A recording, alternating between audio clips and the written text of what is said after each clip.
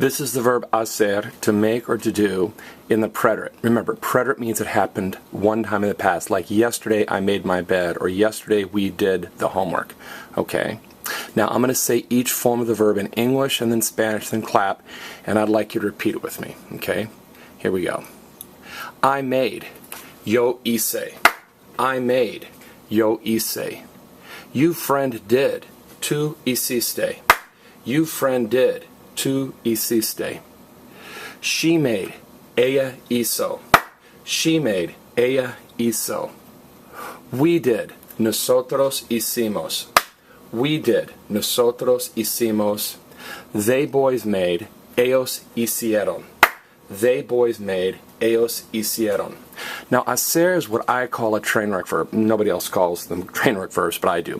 What a train wreck verb is it's this strange verb that's a combination of AR verb endings in the preterite and IR verbs ending in the preterite. The way I think of it is the AR train is coming down the track, and the endings are E and O for an AR train, and the IR train is coming down the other track with ISTE, IMOS, IERON, and they crash together. Train wreck verbs are this weird combination. They have two endings from the AR verb, train, and they have three endings from the IR verb, train, and they're all mangled together, like when a train crashes or mangled together. All right, now how do we remember which forms come from the AR train? Remember I said one of the most important chants in Spanish too is this.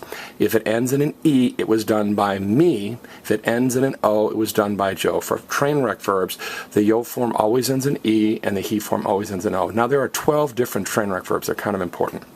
Notice there are no accents.